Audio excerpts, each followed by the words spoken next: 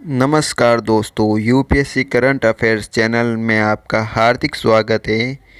इस चैनल को आप लाइक और सब्सक्राइब करते रहिए, जिससे ये चैनल जल्दी से जल्दी आपको आईएएस से संबंधित करंट अफेयर्स के वीडियो अपलोड करना शुरू करेगा, जो आपकी तैयारी में महत्वपूर्ण भूमिका निभाएंगे। और साथ में आईएएस मोटिवेशन के कुछ वीडियो भी अपलोड किए जाएंगे। तो इस चैनल को जल्दी से जल्दी सब्सक्राइब एंड अपने दोस्तों को शेयर करते रहिए, जिससे मैं इस चैनल की अच्छे से शुरुआत कर सकूं, क्योंकि आपके सपोर्ट के बिना ये चैनल अपनी उम्मीदों पर खरा नहीं उतरेगा। चलिए शुरू करते हैं आज के इस वीडियो की शुरुआत। 5G व IoT के विकास में ब्रिटेन बनेगा सहयोगी। जी हाँ दोस्तों, कैबिनेट के फैसले। ब्रिटेन के साथ समझौते के लिए कैबिनेट की हरी झंडी। संचार क्षेत्र से चीन को दूर रखने के लिए सरकार का अहम फैसला। इंटरनेट ऑफ थिंग्स IoT व 5G के विकास में ब्रिटेन भारत का सहयोगी बनने जा रहा है। बुधवार को प्रधानमंत्री नरेंद्र मोदी की अध्यक्षता में आयोजित कैबिनेट कमेटी की बैठक में ब्रिटेन के साथ करार करने को मंजूरी दे दी गई है। ब्रिटेन नए साल में यूरोपीय संघ से अलग हो रहा है। जी हाँ दोस्तों, यूरोपीय संघ से ब्रिटेन अलग हो रहा है। ऐसे में ब्रिटेन के साथ भारत का समझौता काफ़ी अहम माना जा रहा है। कैबिनेट के फैसले के मुताबिक भारत 5G और IoT के साथ स्पेक्ट्रम प्रबंधन, वायरलेस संचार, टेलीकॉम इंफ्रास्ट्रक्चर की सुरक्षा, क्लाउडिंग कंप्यूटिंग, डाटा प्रबंधन में ब्रिटेन का सहयोग लेगा। जानकारों के मुताबिक इस करार का मकसद 5G के विकास में चीनी कंपनी को दूर रखना भी है। ब्रिटेन ने चीन की कंपनी हुआवे को वर्ष 2027 तक अपने 5G नेटवर्क से अलग करने का ऐलान किया है। अपनी अखंडता व संपूर्णता के मद्देनजर भारत संचार क्षेत्र से चीन को पूरी तरह से दूर रखना चाहता है। अमेरिका पहले ही हुआवे को किनारे कर चुका है। जी हाँ दोस्तों, स्वीडन ने भी हुआवे के साथ चीनी कंपनी ZTE से उपकरण लेने बंद कर दिए। इजरायल के साथ करार को मंजूरी। केंद्रीय मंत्रिमंडल ने इजरायल के साथ स्वास्थ्य एवं दवा के क्षेत्र में सहयोग के बारे में समझौता ज्ञापन MOU पर हस्ताक्षर करने की मंजूरी भी दे दी। इसमें स्वास्थ्य पेशेवरों के आदान प्रदान पर और प्रशिक्षण, फार्मास्यूटिकल, चिकित्सा उपकरणों और सौंदर्य प्रसाधनों के विनिमय के संबंध में सूचना के आदान प्रदान में मदद मिलेगी। सेना में अफसरों की सेवानिवृत्ति की उम्र बढ़ाने का प्रस्ताव है। Department of military affairs DMA की तरफ से शुरू किए गए सुधारों के तहत समय से पूर्व रिटायरमेंट लेने पर पेंशन में कटौती का भी प्रस्ताव किया गया। Chief of army staff CDS general Vipin Rawat के नेतृत्व में DMA काम करता है। सरकारी सूत्रों ने बताया कि सशस्त्र बलों में सैन्य कर्मियों के अत्यधिक उपयोग के लिए ये सभी प्रस्ताव पेश किए गए हैं। इसके तहत सेना में कर्नल और वायुसेना और नौसेना में इनके समकक्ष अधिकारियों की उम्र सीमा बढ़ाने का प्रस्ताव किया गया है। सेना में अधिकारियों को बनाए रखने के लिए समय से पहले रिटायरमेंट पर पेंशन में कटौती का भी प्रस्ताव किया गया है। प्रस्ताव में यह भी कहा गया है कि सेना में शीर्ष पदों पर कम वैकेंसी होने की वजह से कई अधिकारी सेना छोड़ देते हैं। वहीं कई स्पेशलिस्ट और सुपर स्पेशलिस्ट जो अत्यधिक कुशल कार्यों के लिए प्रशिक्षित होते हुए दूसरे सेक्टर में काम करने के लिए नौकरी छोड़ देते हैं। इससे सेना में अच्छे अफसरों की कमी हो जाती है, जो उसके लिए बेहतर नहीं है। व्यापक विचार विमर्श और चर्चा के बाद इन प्रस्तावों को जल्द से जल्द लागू करने की योजना भी है। ज्ञात हो युवा वर्ग को सेना के तीनों अंगों में शामिल होने के लिए सरकार की ओर से विशेष अभियान संचालित किए जा रहे हैं। इसके सार्थक नतीजे भी सामने आ रहे हैं। बड़ी संख्या में लोग सेना में शामिल हो रहे हैं। रिटायरमेंट एज में बदलाव क्या क्या है देखें। ब्रिगेडियर और इनके समकक्ष अधिकारियों की उम्र 56 साल से बढ़ाकर 58 साल होगी। मेजर जनरल उनके समकक्ष अफसरों की उम्र 58 से बढ़ाकर 59 साल करने का प्रस्ताव है। लेफ्टिनेंट जनरल रैंक व समकक्ष अधिकारियों की सेनानिवृत्ति आयु में कोई बदलाव नहीं। लॉजिस्टिक, टेक्निकल व मेडिकल कोर में JCOO जवान की रिटायरमेंट की उम्र 57 साल होगी। पेंशन में कटौती का आधार किया गया है। 20 से 25 साल की सर्विस में 50% पेंशन, 26 से 30 साल की सर्विस में 60%, 31 से 35 साल की सर्विस में 75% पेंशन, 35 साल से ज़्यादा की सर्विस में पूरी पेंशन दी जाएगी। युद्ध में घायल या मेडिकल की वजह से रिटायरमेंट पर पेंशन में कोई कटौती नहीं की जाएगी। नेक्स्ट, सीमा विवाद के बीच नेपाल पहुंचे सेना प्रमुख नरवणे।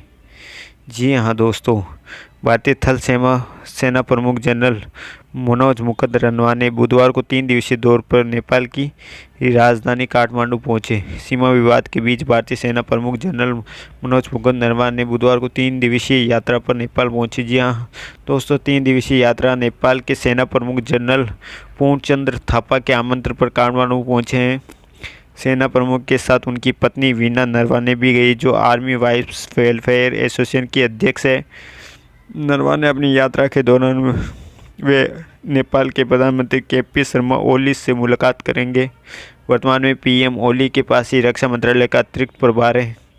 कुछ ही महीनों पहले नेपाल का नया नक्शा प्रकाशित होने के बाद से ही सीमा पर हालात सामान्य नहीं। ऐसे में पीएम ओली और जनरल नरवाने के बीच होने वाली मुलाकात काफ़ी अहम मानी जा रही है। नेपाल सेना के अनुसार दोनों देशों की सेना के बीच मित्रता की परंपरा को बरकरार रखते हुए जनरल नरवाने को काठमांडू में राष्ट्रपति भवन में एक विशेष कार्यक्रम के दौरान राष्ट्रपति विद्यादेवी भंडारी नेपाल सेना के जनरल का मानद पद प्रदान करेगी। यह परंपरा 1950 से शुरू हुई थी, जो दोनों सेनाओं के बीच मजबूती संबंध का परिचायक है।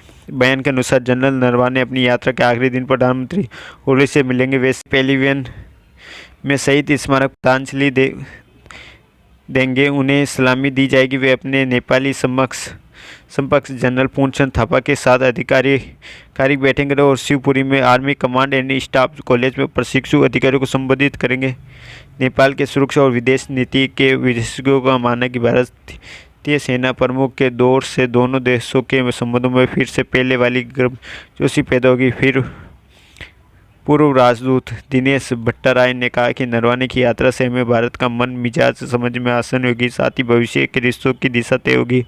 उल्लेखनीय है कि मई में भारत ने लिपू लेक और दारूचूला के बीच एक नई सड़क का निर्माण किया था। नेपाल ने इसका विरोध किया था। नेपाल का दावा था कि काला पानी, लिपू लेक और लिपियाधुरा उसका क्षेत्र। भारत ने सड़क बनाकर इसी का उल्लंघन किया। भारत ने नेपाल के दावे को खारिज कर दिया। इसके बाद अगस्त में जनरल नरवाने ने एक बयान में कहा कि नेपाल किसी और चीन के इशारे पर भारत का विरोध कर रहा है। नेपाल सरकार ने इस बयान पर नाखुशी जाहिर की है। नए राजनीतिक नक्शे को मंजूरी दे चुका है नेपाल। बता दें कि जून में नेपाल की संसद ने नए राजनीतिक नक्शे के लिए लाए गए संवैधानिक संशोधन बिल को सर्वसम्मति से मंजूरी दे दी थी। नए नक्शे को मई में नेपाल की सत्तारूढ़ पार्टी ने जारी किया था। नक्शे को देश में संविधान में जोड़ने के लिए 27 मई को संसद में प्रस्ताव भी रखा जाना था, लेकिन नेपाल सरकार ने इन मौके पर संसद की कार्यसूची से इसे हटा दिया। हालांकि कानून मंत्री शिव महत तुम्माम ने 31 मई को विवादित नक्शे को लेकर संशोधन विधेयक नेपाली संसद में पेश किया। नेपाल के नक्शे को लेकर भारत ने तीखी प्रतिक्रिया व्यक्त की थी। नेक्स्ट, 1810 करोड़ रुपए की लोहरी जल परियोजना को मंजूरी। जी हां, प्रधानमंत्री नरेंद्र मोदी की अध्यक्षता में कैबिनेट के आर्थिक मामलों की समिति ने हिमाचल प्रदेश के कुल्लू और शिमला जिलों में सतलुज नदी पर स्थित 210 मेगावाट क्षमता वाली लोहरी जल विद्युत परियोजना के प्रथम चरण के लिए 1810.56 करोड़ रुपए के निवेश प्रस्ताव को मंजूरी दे दी। इस परियोजना से प्रतिवर्ष 758.20 मिलियन यूनिट बिजली का उत्पादन होगा। 2000 लोगों को मिलेगा रोजगार। इस परियोजना के निर्माण से आसपास के लगभग 2000 लोगों को प्रत्यक्ष व अप्रत्यक्ष रूप से रोजगार मिलेगा। इस परियोजना की समय अवधि 40 वर्ष है। इससे हिमाचल प्रदेश को 1140 करोड़ रुपए मूल्य की निःशुल्क बिजली मिलेगी। 100 यूनिट मुफ्त बिजली मिलेगी। इस परियोजना प्रभावित होने वाले परिवारों को अगले 10 वर्ष तक प्रतिमाह 100 यूनिट की मुफ्त बिजली मिलेगी। क्या है इंटरनेट ऑफ थिंग्स? विदेश में तेजी से लोकप्रिय हो रही इंटरनेट ऑफ थिंग्स IoT तकनीक जल्द ही हम लोगों की ज़िंदगी का अहम हिस्सा होगी। इसमें घरों, दफ्तरों और संस्थान के उपकरण सेंसर के जरिए इंटरनेट से जुड़े होंगे।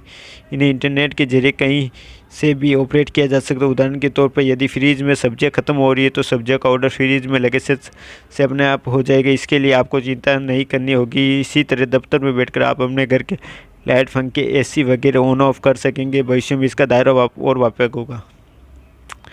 नेक्स्ट, राफेल विमानों की दूसरी खेप पहुंची। चीन के तनाव भरे माहौल के बीच राफेल विमानों की दूसरी फ्रांस से गुजरात के जामनगर एयरबेस पहुंची। बुधवार देर शाम 3 राइफल लड़ाकू विमान फ्रांस से सीधे भारत आए थे। इन विमानों ने पिछली खेप की तरह कहीं भी बीच में लैंडिंग नहीं की। पहली खेप 29 जुलाई को आई थी। नेक्स्ट, पिनाक रॉकेट का लगातार 6 बार सफल परीक्षण। पूरी तरह से स्वदेशी तकनीक से निर्मित Pinaka guided rocket launch system के अपग्रेड संस्करण का ओडिशा के चांदीपुर के LC-3 तट से बुधवार को लगातार 6 बार सफलतापूर्वक परीक्षण किया गया। परीक्षण के लिए तय किए गए सभी मानक सफलतापूर्वक हासिल किए गए। टेलीमेट्री, रेडार और इलेक्ट्रो ऑप्टिकल ट्रैकिंग सिस्टम जैसे रेंज इंस्ट्रूमेंट द्वारा इस रॉकेट को ट्रैक किया गया। पिनाक के सफल परीक्षण के साथ भारत ने अब 2 महीने से भी कम समय में 1 दर्जन से ज़्यादा मिसाइलों का सफलतापूर्वक परीक्षण किया। पिनाक के परीक्षण के दौरान DRDO के कई वरिष्ठ अधिकारी और वैज्ञानिक उपस्थित थे। हड़प्पाकालीन सभ्यता को हमारी वैदिक सभ्यता से जोड़कर देखा जा रहा है। वेदों में सरस्वती नदी के बारे में लिखा गया है। जहाँ बड़े बड़े ऋषि मुनियों ने तपस्या की थी, उस सरस्वती नदी की अविरल धारा हरियाणा में बहती थी। कुरुक्षेत्र विश्वविद्यालय में आर्कोलॉजिस्ट विभाग के एसोसिएट प्रोफेसर सुरेंद्र वशिष्ठ का दावा है कि हरियाणा में एक नहीं बल्कि 2 नदियों का विरोध है। एक थी सरस्वती तो दूसरी दसदवती नदी। ऋग्वेद में भी इसका उल्लेख है। हरियाणा के उत्तर में सरस्वती नदी बहती और दक्षिण में दसदवती। दोनों नदियों का उद्गम स्थल यमुनानगर के पास आद्रिबद्दी था। यहाँ से ये नदियाँ मैदानी इलाकों में प्रवेश करती थी। दसदवती नदी ही हिसार के राकीगढ़ से होकर राजस्थान होते हुए पाकिस्तान जाती थी और अरब सागर में जाकर मिलती थी। आज जो भी हड़प्पाकालीन साइटें मिल रही है, इन दोनों नदियों के किनारे मिल रही है। प्रोफेसर सुरेंद्र वशिष्ठ का कहना है कि जब कुरुक्षेत्र में महाभारत का युद्ध हुआ, उस समय सरस्वती नदी लुप्त हो चुकी थी, इसलिए ऐसी जगह युद्ध लड़ा गया था जो बिल्कुल उजाड़ थी। सरस्वती नदी के सूखने के साथ साथ लोग यहाँ से प्लान करके यमुनानगर की तरफ चले गए। इसके बाद यमुना के आसपास क्षेत्र सिंचित सभ्यता को उदय हुए, वहाँ इसके परिणाम भी मिले। पाकिस्तान में सरस्वती नदी को ही आंकड़ा नदी कहा जाता है। वहाँ हड़प्पाकालीन साइट से जो भी मिट्टी के बर्तन मिले वे हरियाणा से मिले साइटों से प्राप्त बर्तनों से मिलते हैं। प्रोफेसर सुरेंद्र बताते हैं कि हड़प्पाकालीन सभ्यता से पहले पाषाण काल था। इसमें मनुष्य पत्थरों का इस्तेमाल करना सीखा। हड़प्पाकालीन सभ्यता से मिले पत्थर के हथियार नुकीले थे। इसके अलावा अन्य कार्यों में पत्थरों का प्रयोग होता था। इससे पता चलता है कि पाषाण काल के बाद ही हड़प्पाकालीन सभ्यता का उदय हुआ। प्रोफेसर सुरेंद्र वशिष्ठ की सरस्वती घाटी में उत्कीर्त पूरा स्थल नामक पुस्तक दिसंबर में आएगी। आद्रिभद्र से हरियाणा में 2 नदी प्रवेश करती थी। पुणे की डेक्कन यूनिवर्सिटी के पूर्व वाइस चांसलर प्रोफेसर वसंत सिद्धे भी प्रोफेसर सुरेंद्र वशिष्ठ की बातों से सहमति दिखते हैं। प्रोफेसर सिद्धे ने भी हरियाणा में 2 नदी के बहने का जिक्र किया। उनका कहना है कि दसदवती का जिक्र हमारे पुराणों में ये नदी आद्रिभद्र से निकलती थी और राजस्थान में सूरतगढ़ के पास कालीमंगा के पास आकर मिलती थी। कालीमंगा में भी पुरातन साइट है जिसमें इसके परिणाम मिले। सरस्वती और दसदवती के बीच का जो क्षेत्र है पुरातन की दृष्टि सबसे महत्वपूर्ण क्षेत्र माना जाता है। धन्यवाद दोस्तों।